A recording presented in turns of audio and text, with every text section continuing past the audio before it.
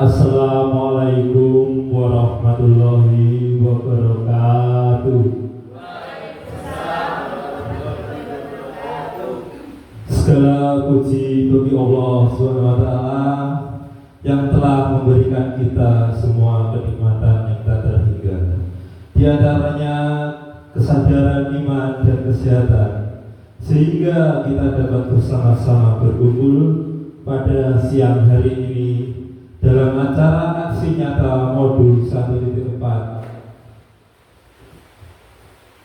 diseminasi penerapan budaya positif. Pertama-tama acara ini kita buka dengan membaca bacaan basmalah bersama-sama. Bismillahirrahmanirrahim. Untuk acara selanjutnya, marilah kita menyanyikan lagu kebangsaan Indonesia. Hadirin dimohon berdiri.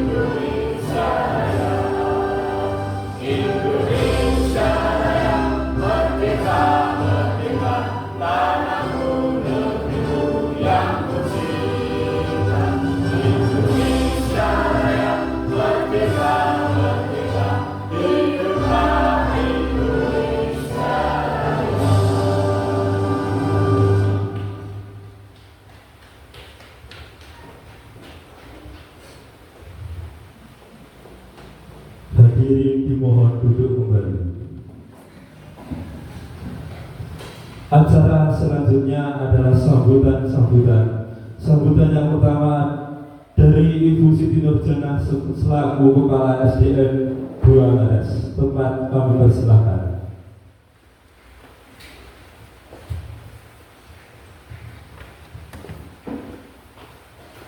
Assalamualaikum warahmatullahi wabarakatuh. Yang terhormat Bapak Ibu Dewan Guru SDN Buangares yang berbahagia, sejenak marilah kita memanjatkan rasa syukur kita kehadirat Allah SWT yang alhamdulillah pada saat ini kita semua masih diberi kesempatan untuk bisa melaksanakan tugas di SD Buangares ini dan keadaan sedang berbahagia. Salawat serta salam semoga tetap atas junjungan kita Nabi Agung Muhammad SAW yang mudah-mudahan kita bisa melaksanakan apa yang beliau turunkan kepada kita dan kita menjadi umatnya yang setia sampai akhir hayat kita nanti. Amin. Bapak Ibu yang kami hormati, pada kesempatan yang berbahagia ini ada salah satu guru kita yaitu Bu Awi Setiani TGP 10 dari SDN Buangares pada hari ini akan melaksanakan aksi nyata modul 1.4 yaitu diseminasi penerapan budaya positif. Alhamdulillah di SD kita sudah ada yang bisa menjadi guru penggerak. Mudah-mudahan kasih Bapak Ibu semua. Kedepannya kami harapkan semuanya bisa untuk mengikuti jejak dari Bu Awi ini untuk menjadi guru penggerak. Amin. Dalam kesempatan yang berbahagia ini Bapak Ibu, Bu Awi akan melaksanakan aksi nyata, yaitu penerapan budaya positif.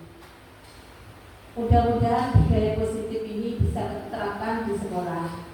Dengan adanya webinar pada hari ini nanti akan dijelaskan panjang lebar oleh Bu Awi, di mana memang budaya positif ini sangat perlu Bapak Ibu dilaksanakan di sekolah.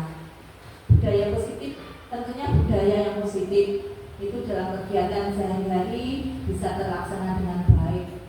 Tentunya semua itu tidak bisa akan berjalan tanpa dengan dukungan dan kerjasama yang baik dari Bapak Ibu semuanya. Pada saat ini budaya positif itu sebetulnya sudah kita laksanakan bersama-sama seperti budaya. Kalau pagi hari kita dibudayakan setiap sebelum masuk kelas, sebelum pembelajaran dimulai, anak-anak sudah wudhu dari rumah, kemudian melaksanakan sholat duha berjamaah. Kemudian pada waktu duhur, anak-anak juga sudah melaksanakan sholat berjamaah duhur. Kemudian budaya positif yang lainnya dengan melaksanakan disiplin, anak-anak sudah disiplin, namun semuanya itu perlu terus ditingkatkan. Dengan adanya guru penggerak, Bu Awi ini nanti akan memberikan contoh pada Bapak Ibu guru dan juga anak-anak semua. Mudah-mudahan kedepannya ini SD 2 Ngares ini akan menjadi SD yang unggul. Muridnya banyak, anaknya cerdas, karakternya bagus, itu yang kita harapkan. Itu. Nah, di sini kami tidak akan memperpanjang sambutan yang mana nanti akan disampaikan oleh Bu Awi. Untuk itu sambutan dari saya cukupi sekian. Ada kurang lebihnya saya mohon maaf yang sebesar-besarnya. Dan sebelum acara ini kita mulai, marilah terlebih dahulu Bapak Ibu kita mengucapkan Bismillah bersama-sama. Bismillahirrahmanirrahim. Assalamualaikum warahmatullahi wabarakatuh. Waalaikumsalam.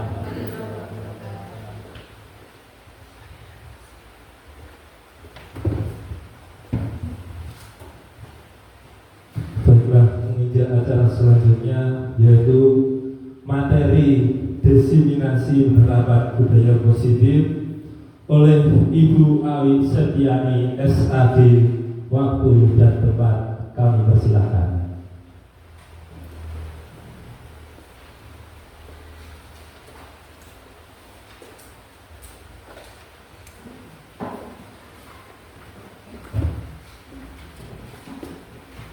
Assalamualaikum warahmatullahi wabarakatuh.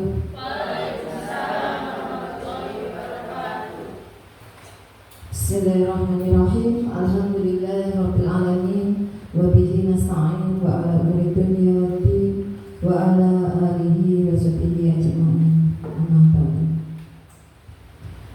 Yang saya hormati Ibu Kepala Sekolah SD Negeri 2 Ngares, yang saya hormati Bapak Ibu Guru Pengasuh SD Negeri 2 Ngares dan Bapak Ibu Guru Tenaga Kependidikan SD Negeri 2 Ngares beserta Ibu-Ibu Guru TK dari SD Negeri 2 Ngares. Marilah kita tidak lupa mengucapkan puji syukur Alhamdulillah Bapak Ibu karena masih diberi kesempatan untuk berkumpul di ruangan ini. Mohon maaf saya mengganggu waktu panjenengan yang seharusnya bisa istirahat setelah tadi melaksanakan tugas yang berat.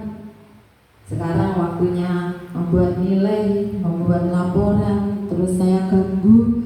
Sekali lagi saya minta maaf kepada panjenengan semua dan saya mengucapkan terima kasih karena panjenengan sudi meluangkan waktu bersama berkumpul di sini dalam rangka memenuhi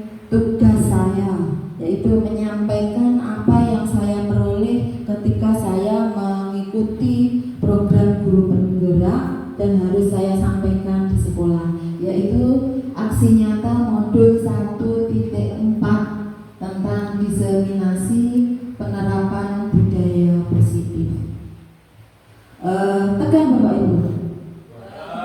Bukan. Saja aku bukan. Bagaimana kabarnya Bapak Ibu? Alhamdulillah. Sehat, luar biasa. Alhamdulillah. Langsung budaya positif yaitu perwujudan dari nilai-nilai atau keyakinan universal yang diterapkan di sekolah. Nilai-nilai universal secara umum yang diterapkan di sekolah. Ini menurut Bapak Ibu nilai-nilainya itu nilai-nilai yang baik atau yang bagaimana? Yang kurang baik? Baik ya, nilai-nilai yang baik, yang positif. Contohnya apa Bapak Ibu?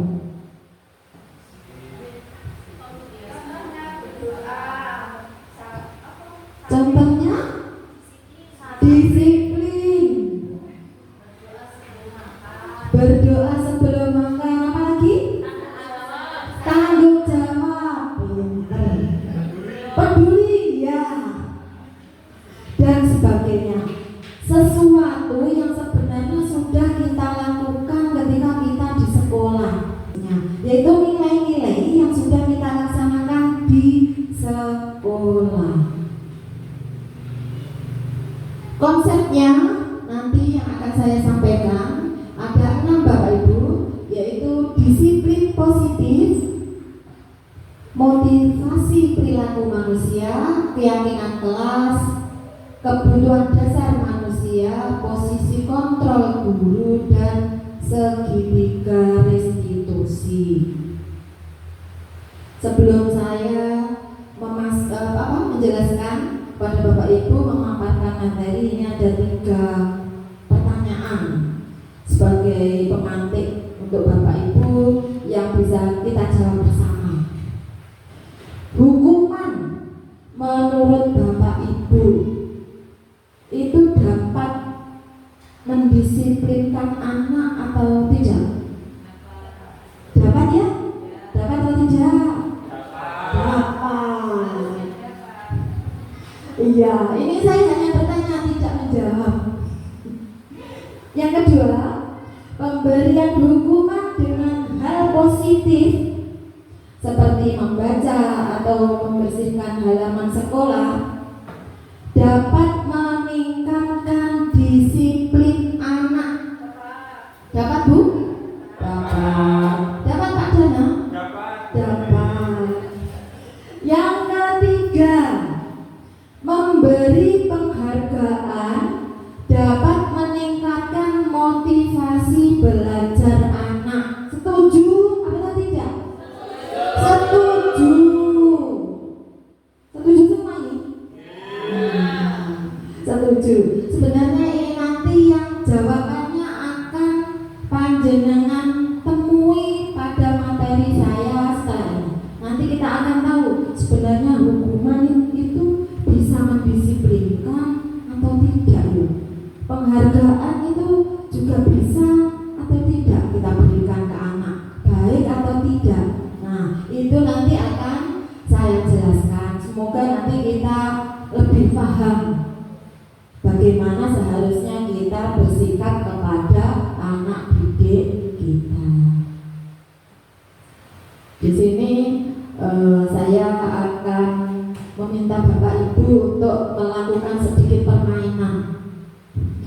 Kalau biasanya Bapak Ibu itu meminta anak-anak, ayo kita buat permainan biar kelasnya tidak, ya biar kelasnya ramai, tidak kaku, diam nanti apa enggak seru.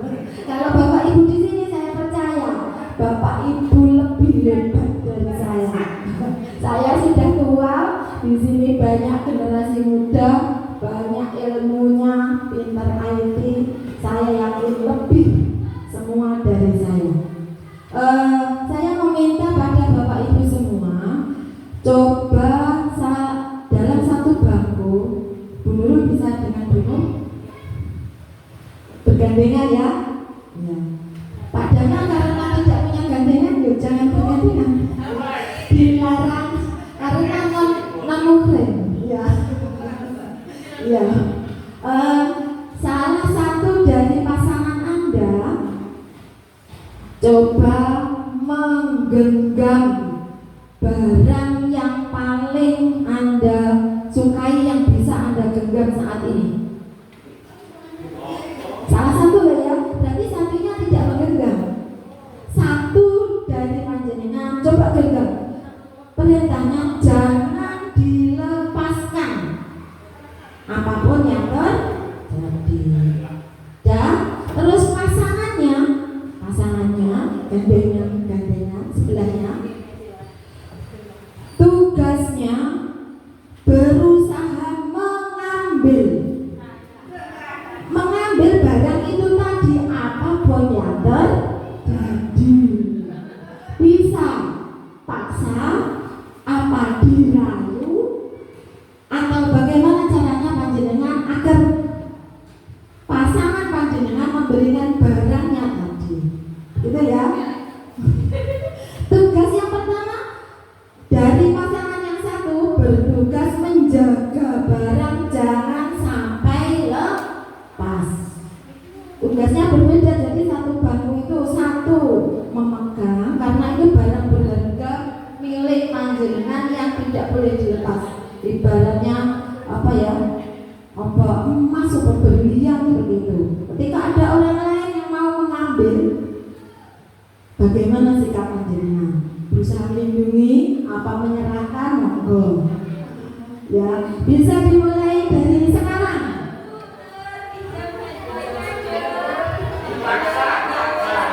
Coba Mas Rama ke depan, Mas Rama, biar kelihatan.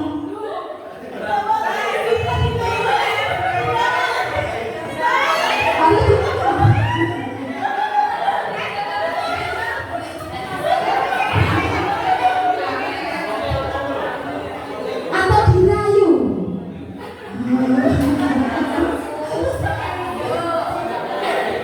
Kira-kira menurut panjenengan bagaimana? Barang tersebut bisa lepas diberikan atau tidak? Tidak?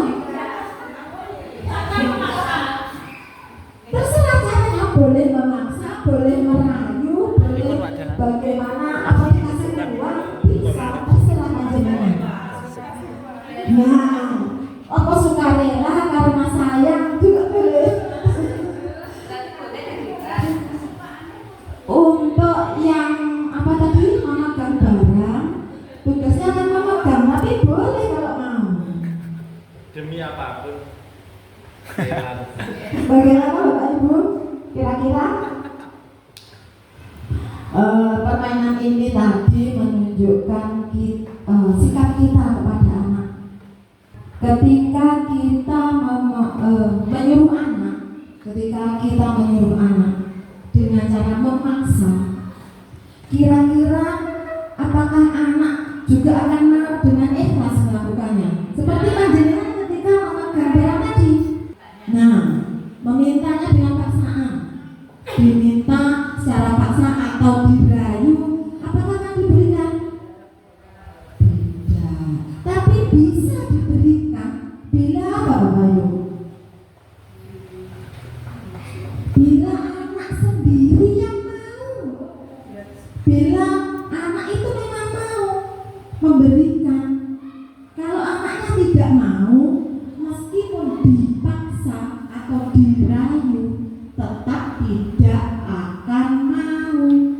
Tapi kalau anaknya sendiri yang mau, nah, iya, betul benar. Kalau anaknya sendiri yang mau memberikan, berarti kesadaran ada dari dalam diri anak. Contohnya seperti itu untuk menumbuhkan motivasi. Jadi motivasi untuk belajar, motivasi untuk membaca, semua. Ketika melakukan sesuatu, anak itu kalau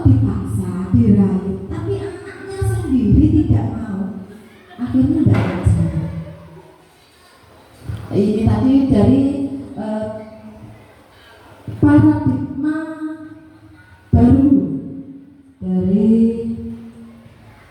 ini Bapak Ibu. Kita atau Anda tidak bisa mengontrol orang lain. Hanya Anda yang bisa mengontrol diri Anda sendiri. Jadi harus ditanamkan pada diri anak didik kita, bukan dengan paksaan. Kesadarannya harus tumbuh dari dalam diri anak. Yang bisa membuat motivasi anak siapa? Ya anaknya sendiri sebenarnya. Ketika dipaksa, nanti berjalan 1-2 kali, setelah itu pasti tidak jalan lagi. Ini sesuai dengan perubahan paradigma dari teori kontrol. Begini, kalau dulu guru bisa mengontrol murid. Jadi semua pekerjaan murid, kalau kita guru, kita bisa mengontrol. Terus yang kedua, kritik dan membuat orang merasa bersalah dapat menguatkan karakter. Anak sudah melakukan, misalnya ada ya, anak itu kadang di kelas berbeda dari anak yang lain. Membaca seharusnya sudah bisa, kelas 4 belum bisa. Contohnya seperti itu. Kita mengkritik. Nah, kepada anak itu, menurut panjenengan itu apa bisa menguatkan malah iso, malah semangat belajar, menjadi semangat belajar, atau malah down anaknya? Down, iya betul. Kritik dan membuat orang merasa bersalah itu belum menguatkan karakter anak. Terus selanjutnya, semua penguatan positif, efektif dan bermanfaat. Maksudnya begini, penguatan positif itu ketika anak mendapat juara diberi hadiah, senang. Ketika anak bersalah dihukum, itu efektif dan bermanfaat. Menurut Bapak Ibu bagaimana? Apa harus dihukum? Ya memang salah. Itu anaknya nakal loh Bu. Ya kenapa? Setiap hari berangkat jam 8. Sesudah itu di kelas tidak mendengarkan, tidur. Saya hukum, saya suruh mengelilingi sekolah selama 1 jam. Seperti itu contoh. Nah, itu efektif atau tidak menurut Bapak Ibu? Berarti tidak paksaan ya? Iya. Sesuai tadi motivasi anak untuk belajar tadi. Terus orang dewasa memiliki hak untuk memaksa. Saya itu lahirnya lebih dulu dari kamu, biasanya seperti ini. Saya lebih banyak makan garam. Disuruh begini kok begitu. Nah, tanpa penjelasan kita langsung memvonis anak bersalah. Ada yang seperti itu ya. Terkadang ada yang kita lakukan seperti itu. Nah, itu menurut teori kontrol yang tadi menumbuhkan motivasi, kira-kira sudah menumbuhkan apa belum Bapak Ibu? Belum ya? Iya. Orang dewasa, meskipun orang dewasa belum tentu. Kalau kita paksa anak menjadi motivasinya tumbuh. Terus siapa sesungguhnya yang memiliki kontrol? Siapa tadi? Diri anak sendiri.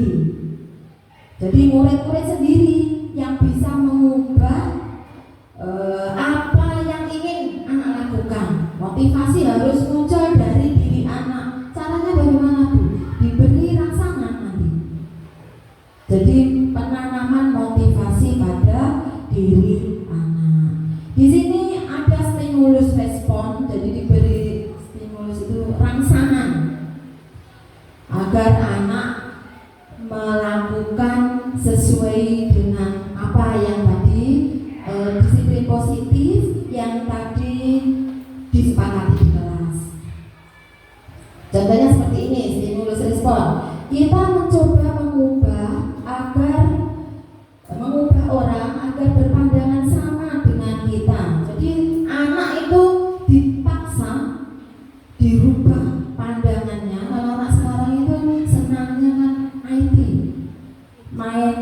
gadget, HP, dipaksa tidak boleh main HP selamanya. Nah, ini nanti keluar rumah, nanti ngambil jalan pintas, entah apa di luar yang bisa ditemui.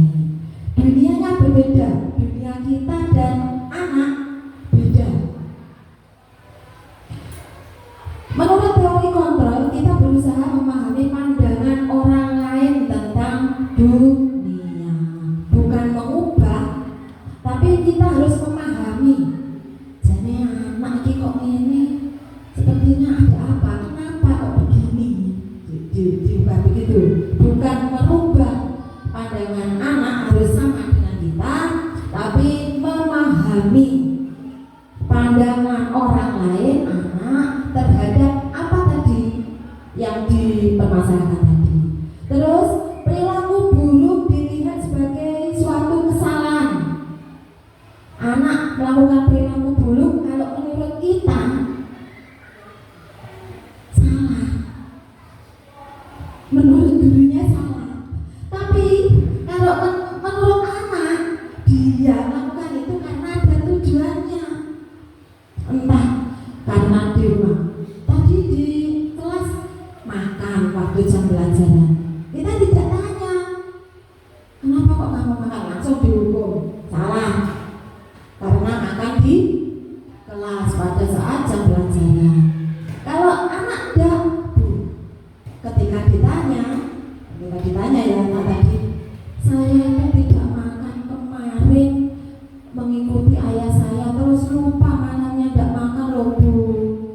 Dari malam sampai pagi belum makan, ini saya masukkan tadi terlambat pulang Bu. Nah, karena kebutuhan anak untuk makan itu tidak terpenuhi Bapak Ibu. Jadi ketika ada anak seperti itu, pandangan kita juga harus berubah. Jangan tidak boleh, tapi dicari kenapa, solusinya bagaimana. Kalau memang anaknya lapar tenang terus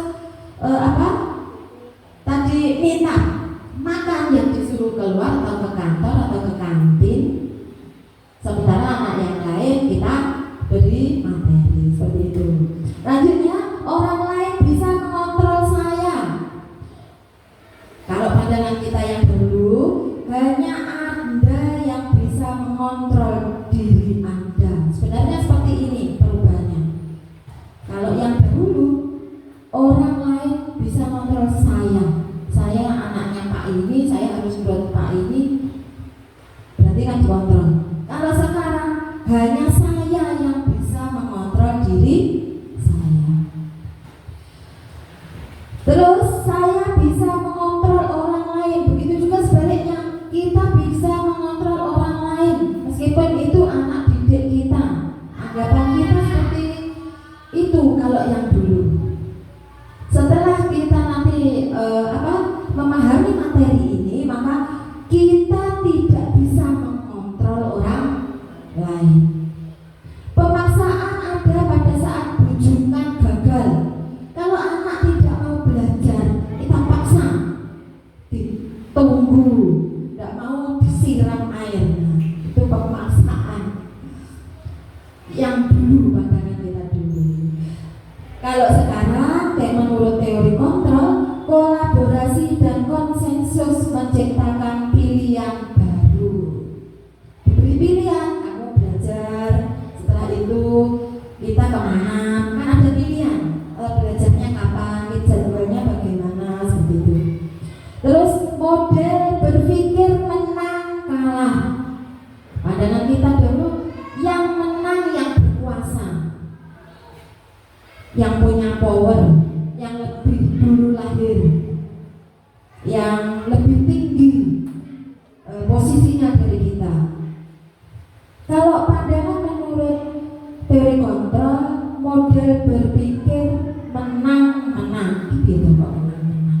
Maksudnya kalau ada anak yang berkelahi contohnya, tidak ada yang menang, tidak ada yang kalah, tidak ada. Semua salah atau semua benar. Teori model berpikir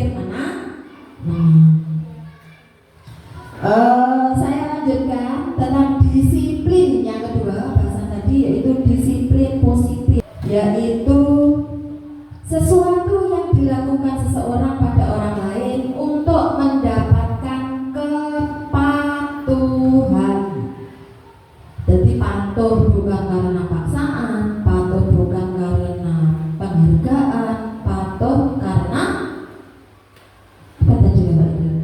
Kesadaran dari dalam diri anak sendiri. Nah, ini motivasi perilaku manusia menghindari ketidaknyamanan atau hukuman seperti yang saya jelaskan tadi. Ketika anak terlambat, menghindari hukuman, dihukum seperti tadi, mengitari lapangan. Pak Dana dihukum apa tidak Pak Dana kalau ada anak yang melanggar aturan? Dihukum. Oh, dihukum. Iya. Manusiawi Bapak Ibu. Saya juga ke sekolah itu niat saya belum 100%. Kadang juga masih mengharapkan imbalan, takut dengan bunur sebagai kepala sekolah saya, takut dengan korwil, dengan dinas yang dipantau, masih seperti itu. Karena manusiawi kita belum bisa sempurna. Menghargai dan menjadi orang yang mereka inginkan. Ini jadi apa? Kita itu bisa menjadi orang yang diinginkan banyak orang, bisa mewujudkan keinginan banyak orang. Bukan keinginan kita harus terpenuhi, tapi kita bisa mewujudkan keinginan banyak orang. Keinginan anak-anak inginnya belajar di luar loh Bu, kita ikut. Anak-anak inginnya belajar sambil lihat film Bu, ya kita juga ikut. Nah seperti itu, memenuhi keinginan anak untuk belajar.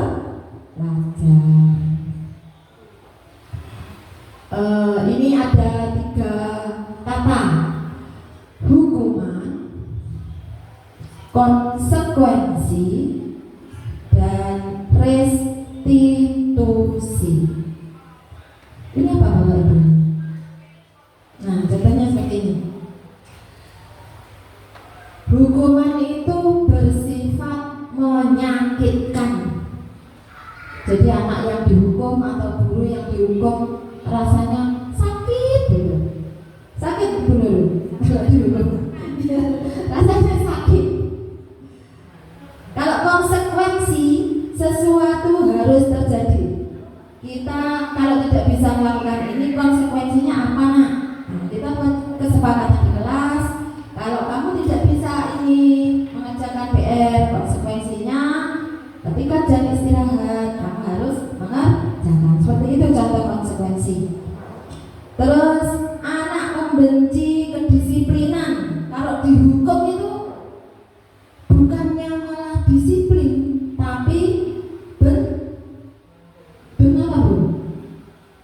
Benci. Seharusnya menghargai dan diberi stimulus rangsangan, tidak dipaksa tapi diberi rangsangan, diberi pengertian pada anak sehingga muncul motivasi dari dalam diri anak sendiri. Iya. Terus kalau dihukum marah, rata-rata marah kamu badan anak. Iya, saya juga marah kalau dihukum. Iya Bu Lisa. Rasa bersalah. Iya. Terus dipermalukan. Iya apa betul? Apa salah? Iya kalau dihukum itu mungkin awal kayak saya soalnya ketemu. Seperti itu. Kalau dihukum dan merasa tidak dihargai, apalagi hukuman diberikan di depan orang banyak. Jadi kalau ada anak yang bersalah, jangan sampai menghukum, apalagi di depan teman-temannya.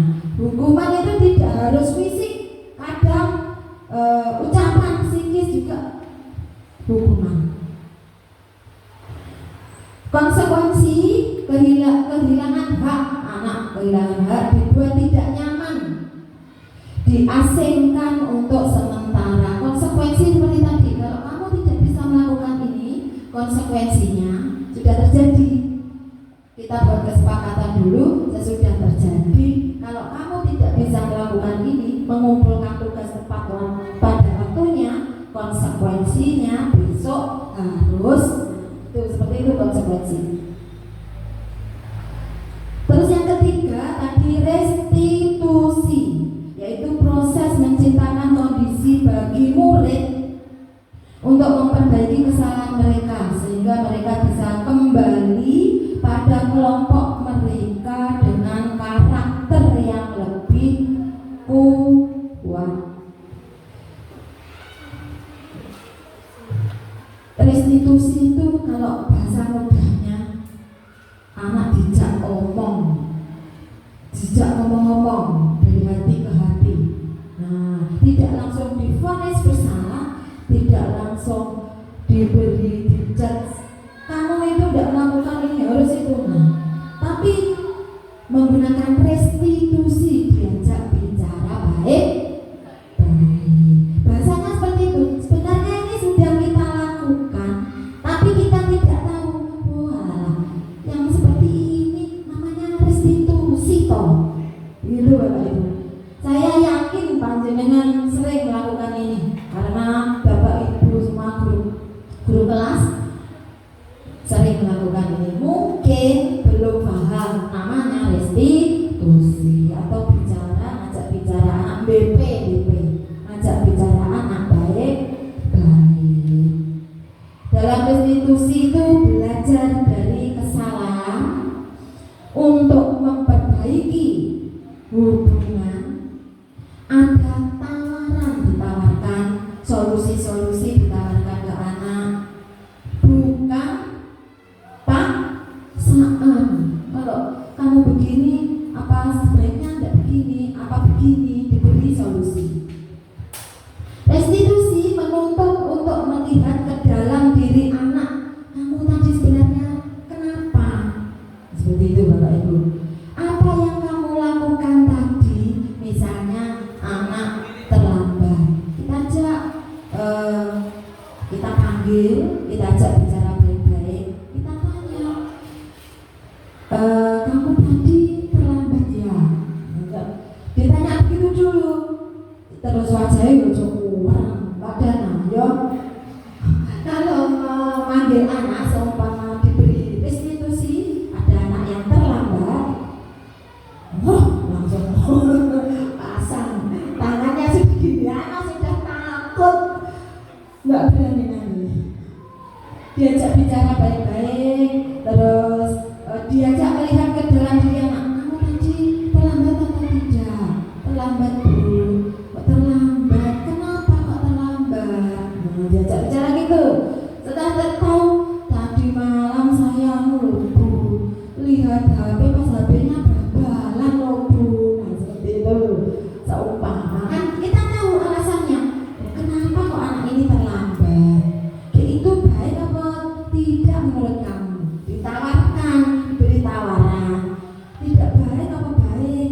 Kita nanti kan menawarkan gitu, anak kan jadi berpikir, boleh menurutnya anak jawab tidak baik Bu. Terus baiknya bagaimana? Kita hanya memberi stimulus yang sangat seperti itu pertanyaan. Nanti anak sendiri yang menjawab. Kalau kamu terlambat itu tidak baik. Terus tadi karena lihat HP terlalu malam. Terus baiknya bagaimana?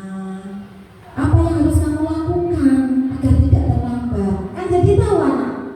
Oh iya, saya berarti tidak boleh tidur malam-malam, tidak boleh lihat HP terlalu malam. Kira-kira gambarannya seperti itu. Restitusi itu mengajak dari hati ke hati anak, tapi dari anak sendiri. Kita hanya memberi rangsangan stimulus, anak nanti yang akan muncul kesadarannya dari dalam dirinya sendiri. Seperti itu. Restitusi diri adalah cara yang paling baik. Fokus karakter bukan tindakan. Solusi, kita cari solusi tadi. Kalau kamu tadi terlambat, kalau kamu tahu tidur malam, akhirnya bangun kesiangan,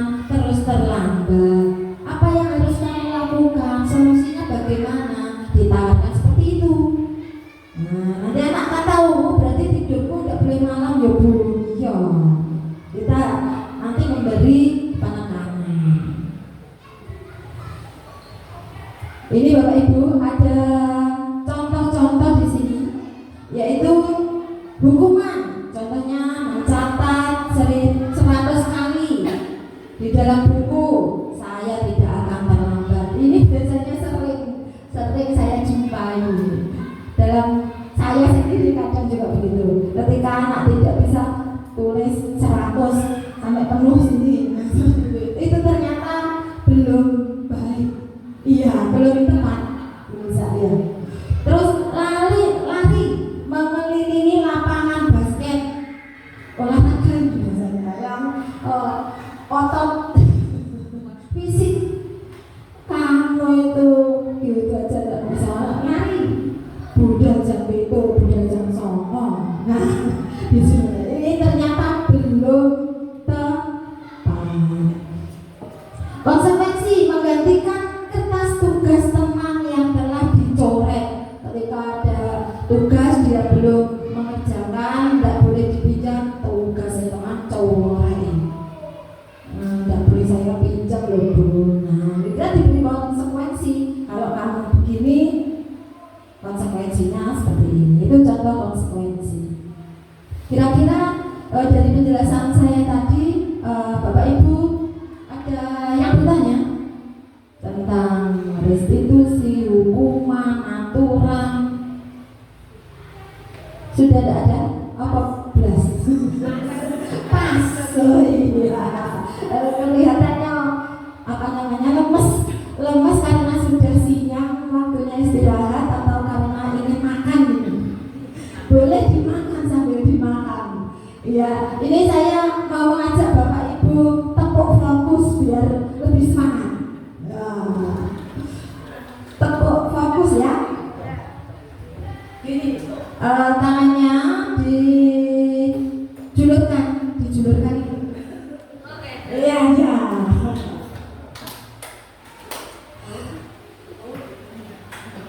Sudah? Ya. Tepuk fokus.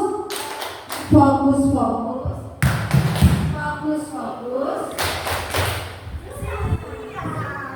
Siap saja. Apa turun lala? Boleh. Sekali lagi ya. Tepuk fokus. Fokus. Itu semangatnya Marsal. Sampai berdiri, oh iya, biar semangat tidak ngantuk. Ya boleh sampai berdiri. Ya biar semangat dong. Siang-siang waktunya istirahat saya ajak berdiri. Ya. Tepuk fokus.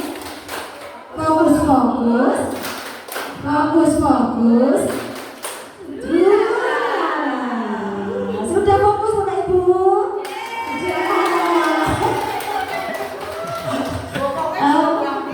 Bokong. Pantatnya yang digerakkan. Ini apa namanya? Apa Mbak Nurul? SPG itu perlu juga di kelas ketika kita menyampaikan materi, kelihatan anaknya lelah. Seperti sekarang sudah lelah, kita membutuhkan anak konsentrasi, diselipi dengan sesuatu yang menarik. Nanti saya selipi lagi biar tidak mengantuk. Sekarang kita lanjutkan tentang peraturan dan keyakinan kelas. Peraturan itu apa? Keyakinan kelas itu apa? Akan kita bahas setelah ini. Peraturan itu sesuatu yang dibuat guru. Jadi aturan itu dibuat oleh yang lebih tinggi ke yang lebih rendah. Dari penguasa ke rakyat, dari guru ke anak. Peraturan.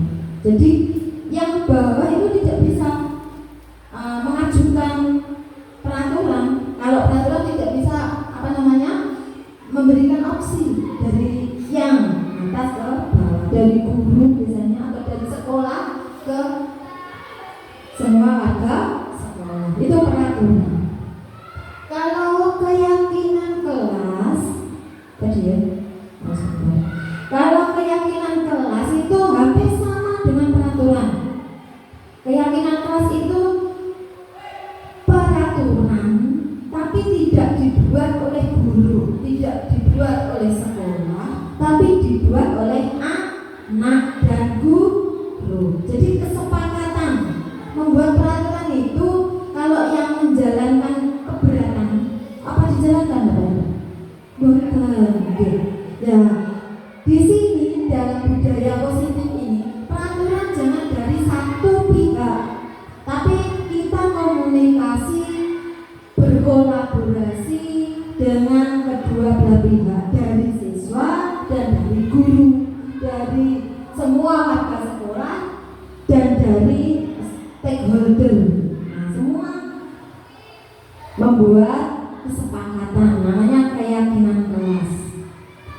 Keyakinan kelas itu terdiri dari nilai-nilai kebajikan, nilai kebajikan seperti tadi, nilai positif yang tadi sudah disebutkan di muka tadi, isinya seperti itu.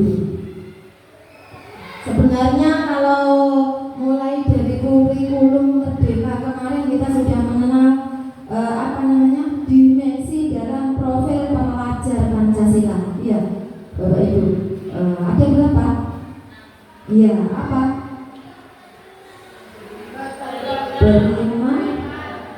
Beriman dan bertakwa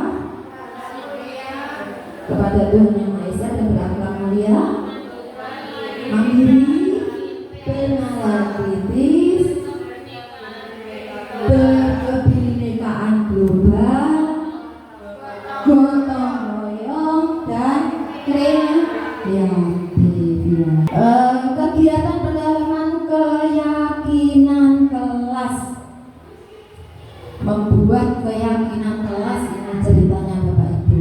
Nanti seharusnya di setiap kelas itu ada seperti peraturan, tapi tidak dibuat oleh sekolah, tidak dibuat oleh guru, tapi dibuat dengan kesepakatan bersama, dan itu ditempel di kelas. Cara membuatnya, nah ini nanti kita jalankan agar Bapak Ibu semua nanti bisa membuat keyakinan kelas. Karena saya dari kelas 1 sampai kelas 6 guru mapel, nanti insya Allah siap bersama-sama Bapak Ibu berkolaborasi, kita buat bersama. Sebenarnya ada beberapa kelas yang sudah saya buat, tapi ada juga yang belum. Nah, di sini saya bersama Bapak Ibu akan membuat keyakinan kelas. Nanti bisa Bapak Ibu praktekkan di kelas. Contohnya, datang tepat waktu. Peraturan ini kita buat. Apa kesepakatan yang ingin kita capai? Nah, untuk kelas ini kamu pengen apa? Peraturannya kamu pengen dibuat apa? Membuat kesepakatan apa yang mudah kamu laksanakan? Apa? Membuang sampah di tempatnya, bisa saja. Kita menawarkan kepada anak nilai-nilainya yang ingin kita capai itu apa? Menjaga kebersihan, atau datang tepat waktu seperti tadi, apa menghormati teman. Itu nanti kita praktekkan ya Bapak Ibu. Ya nanti Bapak Ibu setelah ini membuat nilai-nilai positif. Saya meminta Bapak Ibu nanti menempel di papan itu nilai-nilai positif yang akan panjenengan terapkan di kelas. Mintanya panjenengan seperti apa? Nanti panjenengan tempel, terus kita koreksi kalimat seperti ini sudah tepat atau belum kalau dijadikan keyakinan kelas, kesepakatan kelas. Gitu ya Bapak Ibu ya. Ini langsung saja. Nah, contohnya seperti ini tadi, peraturan dan keyakinan kelas. Kalau peraturan selalu kembalikan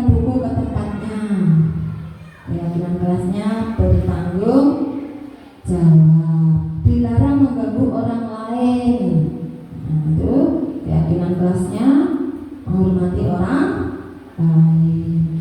Dilarang melakukan kekerasan. Kadang ini karena pengaruh HP, anak-anak menjadi melakukan kekerasan, membuli. Kadang temannya jadi minder karena perilaku salah satu anak. Ini juga perlu keyakinan kelasnya, keselamatan, menghormati orang lain. Jangan berlari di kelas. Ojo mau yang aja. Nah, kata-kata ini diganti dengan keyakinan kelas, bukan kita yang membuat anak ditawarkan. Keselamatan, keamanan, seperti itu. Saya minta ya Bapak Ibu maju ke depan.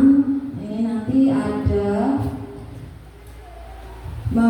kita buat keyakinan kelas. Saya minta Bapak Ibu nanti saya bagikan. Minta tolong Bu Nur. Ya. Ini dibagikan terus ditulis di dalamnya, ditulis keyakinan kelas apa, kesepakatan apa yang ingin panjenengan ciptakan di kelas, terus maju ditempel di situ. Nanti kita lihat, kita koreksi bersama.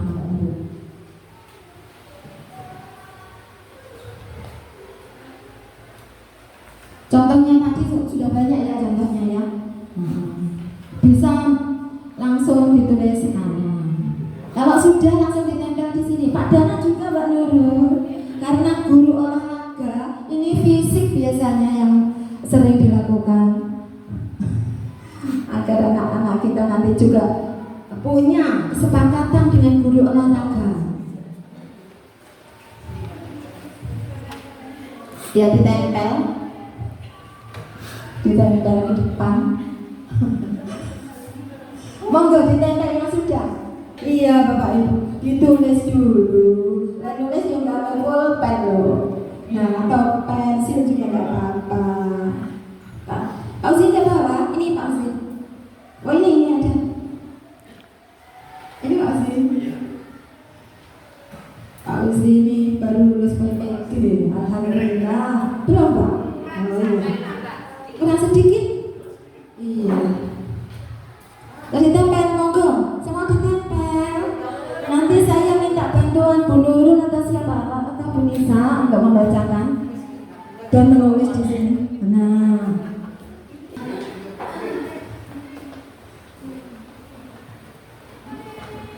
Ayo Mas Dana, nama sekali.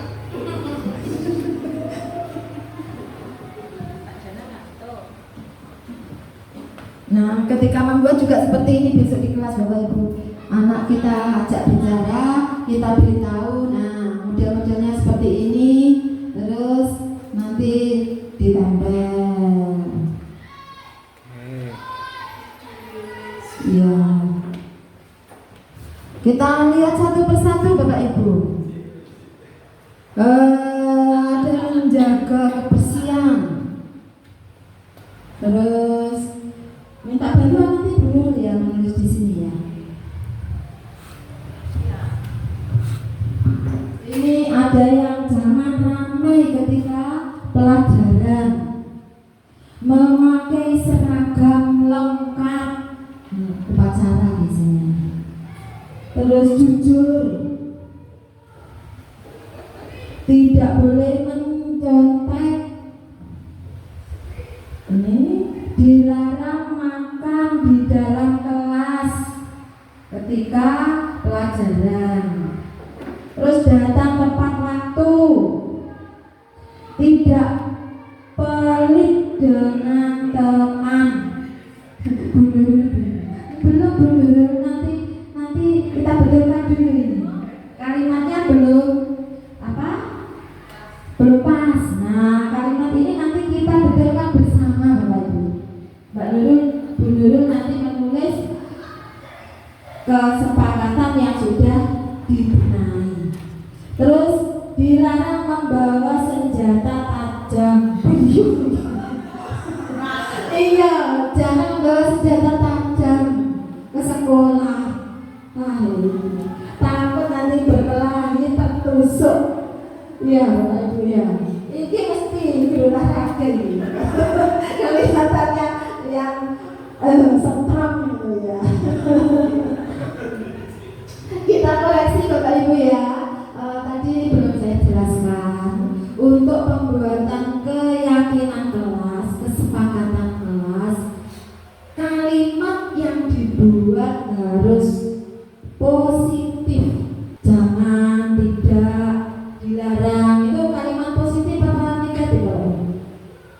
menggunakan kata bantu itu? Negatif. Nah, di sini masih banyak kita jumpai. Jangan membuang sampah sembarangan. Jangan ramai ketika pelajaran. Ini masih negatif ya, tidak boleh mencontek. Dilarang berbicara kotor. Nah, seperti ini, kata-kata seperti ini kita revisi. Nanti ketika panjenengan membuat di kelas, anak kan terkadang menyusunnya sesuai bahasa anak. Ketika kelas 1 belum bisa nulis saja sulit. Nanti bisa dengan ucapan nanti panjenengan yang menulis. Dilarang mencontek itu kalimat positifnya bagaimana?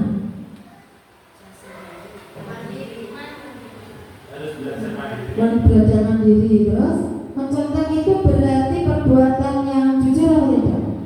Tidak. Berarti apa namanya? Keyakinan kelasnya berlaku jujur dalam semua hal. Ini tadi kan contoh satu. Jujur itu tidak hanya mencontek. Kadang di rumah diberi uang untuk beli jajan, sisa dikembalikan ya nak. Nah, itu juga perilaku jujurnya bagaimana juga harus diterapkan. Kita bisa memberi contoh nanti dari kesepakatan yang dibuat anak. Terus dilarang berbicara kotor. Ini positif apa negatif Bapak Ibu? Negatif. Seharusnya berbicara yang baik, berkata yang baik. Boleh. Apa nilai positifnya apa? Berlaku sopan santun, seperti itu. Terus jangan ramai ketika pelajaran. Kadang kita beri pelajaran anak ramai. Kalimatnya bagaimana? Jangan membuat gaduh. Positif apa negatif? Negatif. Positifnya fokus ketika belajar. Terus tidak pelit dengan teman. Nah ini maksudnya begini. Iya pinter Pak Dana. Coba benar ini mungkin ke depan Pak Dana itu mohon segera diikutkan penggerak saja. Coba kita motivasi Bapak Ibu. Pak Dana semoga menyusul saya nanti. Tidak pelit dengan teman itu apa? Kalimatnya suka berbagi atau peduli. Jadi temannya ada yang ketika membawa bekalnya saling berbagi, peduli. Apalagi ya yang belum? Coba dicek dulu. Oh iya, datang tepat waktu ini sudah betul ya. Anak terlambat, dilarang terlambat. Ya, siapa? Pak Dana tadi. Oh, Pak Putri. Putri ya. Datang tepat waktu, ya betul. Terus sih, sudah ada.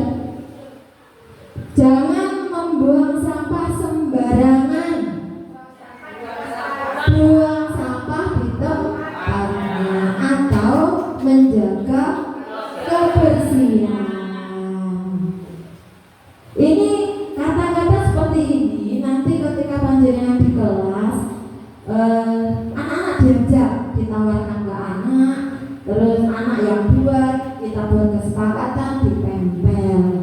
Setelah ditempel kita observasi ketika kita jalankan 1 minggu. Yang kita tulis ini dilakukan anak atau tidak? Ketika tidak dilakukan, kita revisi bersama. Ini kok tidak kamu lakukan, Tona? Sebenarnya yang salah peraturan apa? Kesepakatan kita apa? Yang perlu direvisi seperti itu ya. Ketika kita jalankan, kita revisi. Kalau sudah dijalankan, berarti bisa dipakai. Kalau tidak dijalankan anak, apa anak keberatan, peraturannya terlalu menyulitkan anak. Apa sih benar? Iya, saya lanjutkan Bapak Ibu.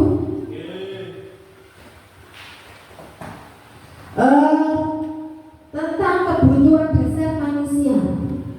Kebutuhan dasar manusia itu kalau anak berkata kalau anak melakukan sesuatu yang salah, itu sebenarnya ada kebutuhan anak yang belum tercapai. Kebutuhannya anak apa? Nah, iya itu kebutuhan bertahan hidup, kebutuhan penguasaan. Ini kita gali dari anak. Merasa diterima, kebutuhan kebebasan. Kadang anak di kelas ramai karena di rumah dikekang. Orang bebas, sekolah lari ke sana kemari. Nah, itu diberi kebebasan. Caranya bagaimana? Ketika anak kurang bebas, diajak belajar di luar. Seperti itu. Kesenangan, senangnya anak belajar dengan cara apa? Nah, seperti itu kita tawarkan agar kebutuhan anak terpenuhi.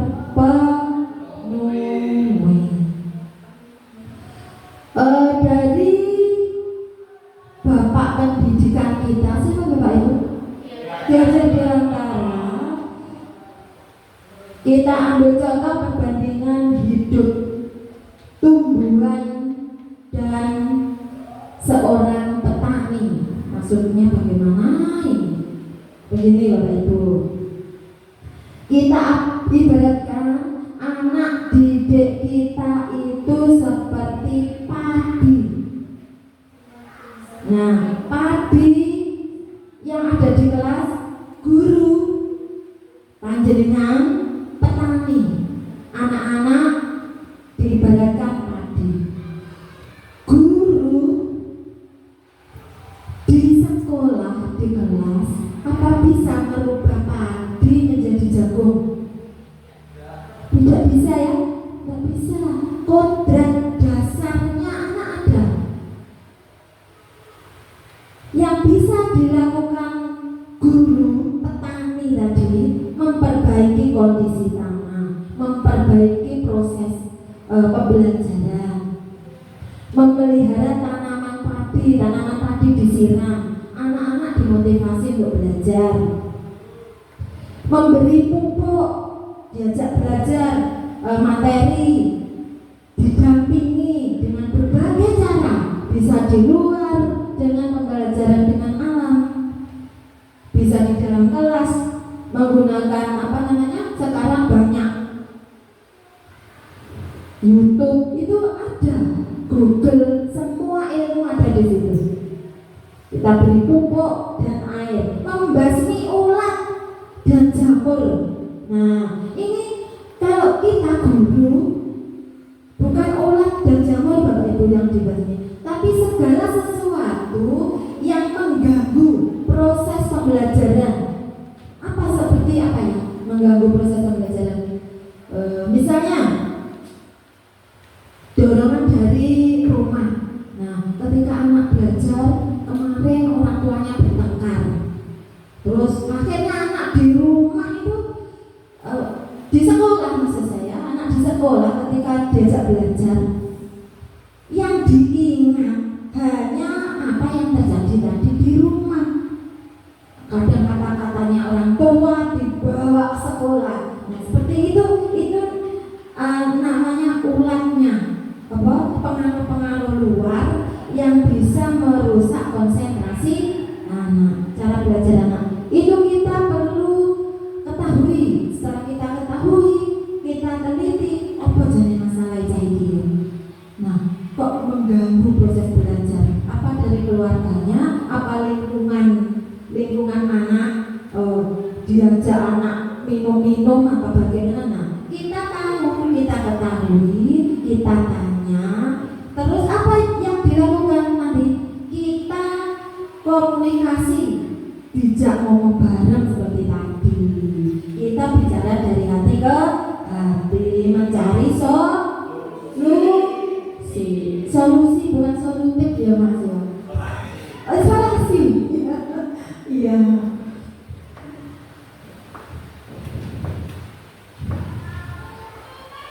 Lima posisi kontrol. Ada 5 Bapak Ibu posisi kontrol, yaitu sebagai penghukum yang orang yang hukum, pembuat rasa bersalah, sebagai teman. Ini guru ya, guru sebagai penghukum, guru sebagai pembuat merasa bersalah. Kalau ada anak yang salah itu memposisikan anak itu merasa bersalah banget. Jangan kayak semua lah gitu. Nanti ada contohnya di bawahnya itu. Bisa Bapak Ibu lihat di slide. Guru berperan sebagai teman, pemantau dan manajer. Contoh, guru sebagai penghukum menghardik anak. Kamu itu sudah terlambat, tidak mengerjakan tugas. Membaca loh ya iso. Membaca juga tidak bisa. Bisanya HP-an seperti itu. Dihukum, saya hukum kamu push up 1000 kali. Nah, seperti itu menghukum. Contoh sampai ke bawah bisa dibaca Bapak Ibu sendiri ya. Iya, membentak juga boleh? Tidak boleh. Dibentak ketika tidak bisa. Iya, bentak. Kamu tuh nggak bisa. Nah, berdiri di sini. Iya. Apa Pak? Galak. Bisa dikatakan badannya. Berbicara karena badannya orangnya lembut. Iya. Membuat rasa bersalah dengan berceramah, mengatakan seharusnya ibu kecewa dengan kamu nak. Itu juga membuat rasa bersalah. Kata-katanya halus tapi menusuk perasaan. Siapa Bapak Ibu? Anak. Stres kalau sampai yang ya Allah. Nah, seperti itu anak jadi bersalah. Aku bisa kayak guru stres ya. Nah, seperti itu. Jangan membuat kata-kata yang konotasinya ingatannya dia itu bersalah. Terus teman, kita sebagai teman, nah ini merangkul, membuat alasan untuk murid. Ayolah nak, kita lakukan. Terus pemantau, sebagai pemantau ini memberi, kita melihat ketika ada anak yang bersalah, kita lihat, terus dipanggil, terus diberitahu peraturannya seperti ini. Nah, peraturan tapi ya bukan kesepakatan. Terus sebagai manajer. Sebagai manajer itu bertindak seperti restitusi tadi Bapak Ibu. Restitusi diajak bicara baik-baik, terus dicari solusinya. Menurut Bapak Ibu selama ini ya, kalau Bapak Ibu laksanakan di kelas, Bapak Ibu bertindak sebagai apa? Nanti setelah ini panjenengan tulis di kertas tadi, nanti minta tolong Bu Guru dibagikan, terus ditempel seperti tadi. Panjenengan tadi bertindak sebagai apa di kelas?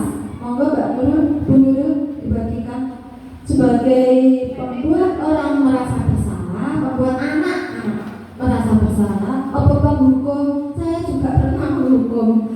Terus terang saya masih belum bisa memenuhi ini. Dan mari kita sama-sama memperbaiki. Ternyata pemberian dia menghukum, terus apa namanya, sebagai teman tadi bagaimana kita kalau ada anak bersalah Bu, apa yang dilakukan? Dihukum. Iya, tahu saja penghukum, manajer, gimana, pemantau, pilih salah satu. Itu hanya milih salah satu. Ketika panjenengan di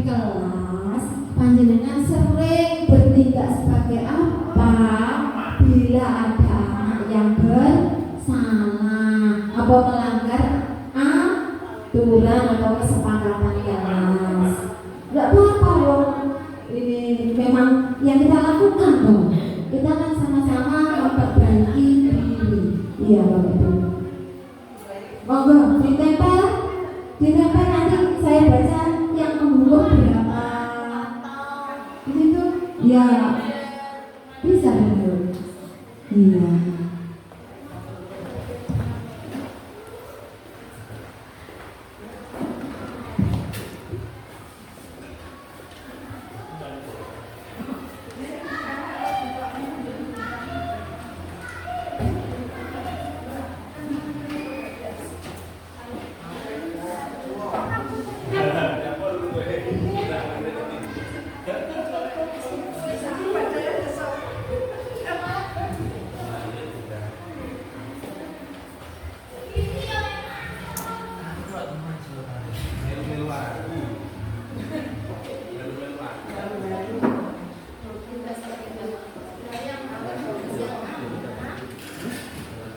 Sudah ya Bapak Ibu ya, kita cek, kita lihat bersama sebagai teman, waduh semua sebagai teman.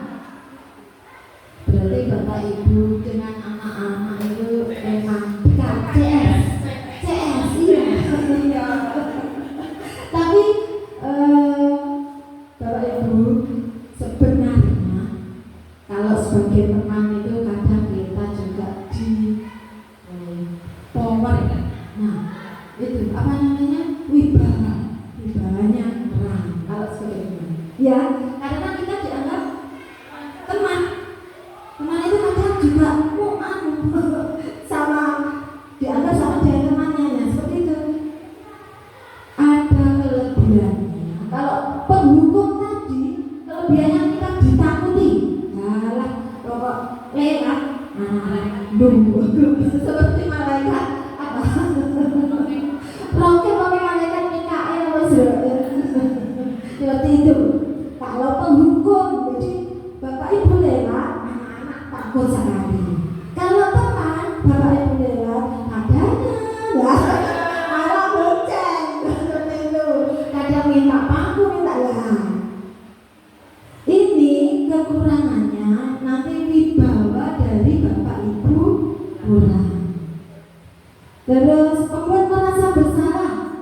Kalau membuat merasa bersalah ini anaknya yang kasihan. Anaknya menjadi tertekan seperti aku kok bisa membuat buku seperti itu. Anaknya yang psikisnya yang kena. Kalau penghukum tadi iya. Kalau penghukum tadi anak menjadi malah takut. Tapi kalau takutnya itu karena gurunya karena kalau merasa bersalah ini dari dalam diri anak, dibuat psikisnya down dengan kata-kata atau dengan apa gitu. Berarti yang paling baik itu sebagai manajer. Sebagai manajer kita ajak bicara baik dengan restitusi tadi. Anak diajak ke ruangan bicara sendiri baik-baik, ditanya kenapa kok melakukan itu, apa itu perbuatan baik atau tidak. Kalau itu tidak baik, baiknya bagaimana, solusinya bagaimana. Nah, itu anak sendiri, dari anak sendiri kita beri stimulus respon, kita memberi rangsangan. Nah, anak langsung nanti yang membuat anak dengan gurunya diajak bicara baik-baik di kantor. Seperti yang tadi, yang paling baik sebenarnya sebagai manajer. Tapi di sini belum ada yang jadi manajer. Semua sebagai teman. Jadi kita masih kurang berwibawa. Saya sendiri sering bertindak itu sebagai penghukum. Saya itu kadang keras dengan anak. Minta maaf, mungkin besok akan saya perbaiki. Setelah ini kita bersama-sama memperbaiki. Sebagai teman juga kurang bagus, sebagai pembuat merasa bersalah juga kurang bagus, sebagai penghukum pun berkata kasar ke anak keras juga kurang bagus. Kita sama-sama belajar bertindak sebagai manajer. Bapak Ibu, yang terakhir sekarang Bapak Ibu ya, segitiga restitusi. Ketika kita akan melakukan restitusi, memanggil anak ke kantor,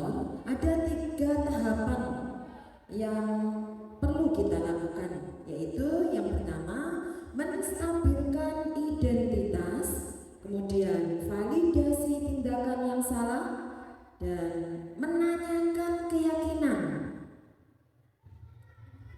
Untuk menstabilkan identitas ini Bapak Ibu, kita berkata, kata-kata yang kita gunakan, setiap orang pasti pernah melakukan kesalahan.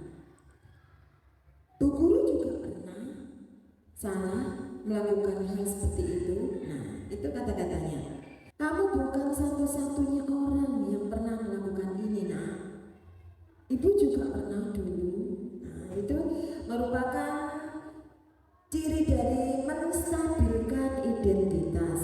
Kemudian validasi tindakan yang salah, seperti kamu tentu punya alasan mengapa kamu melakukan ini. Jadi ketika anak melanggar, kita panggil, kita tanya, kenapa kamu melakukan ini?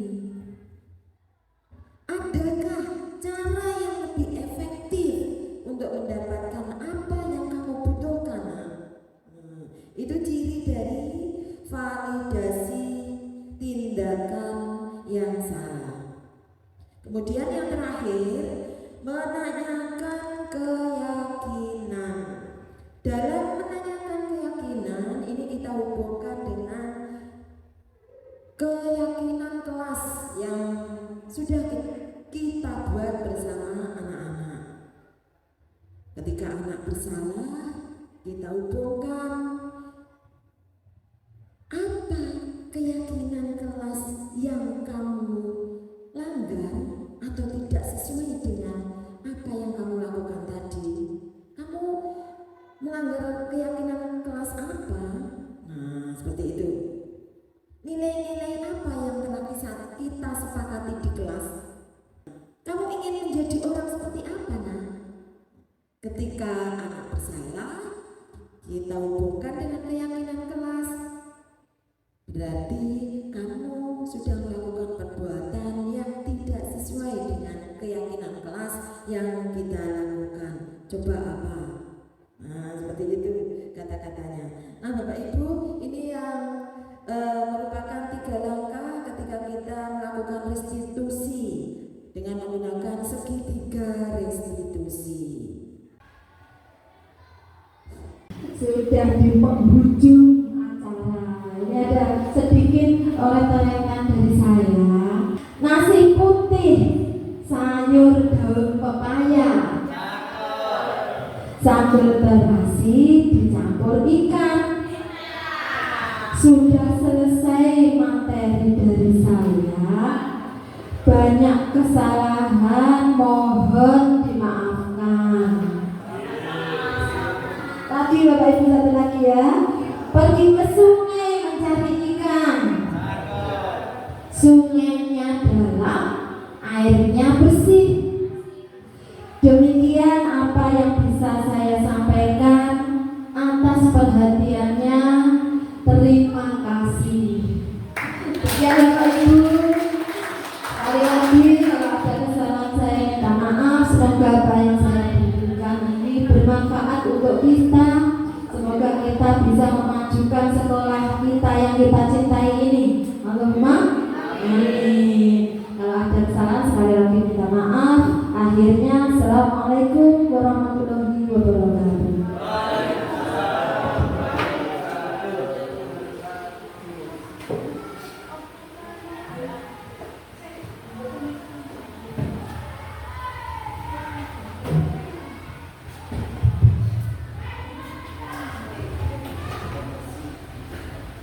Demikianlah Bapak Ibu materi dari Bu Awi dengan tema diseminasi penerapan budaya positif.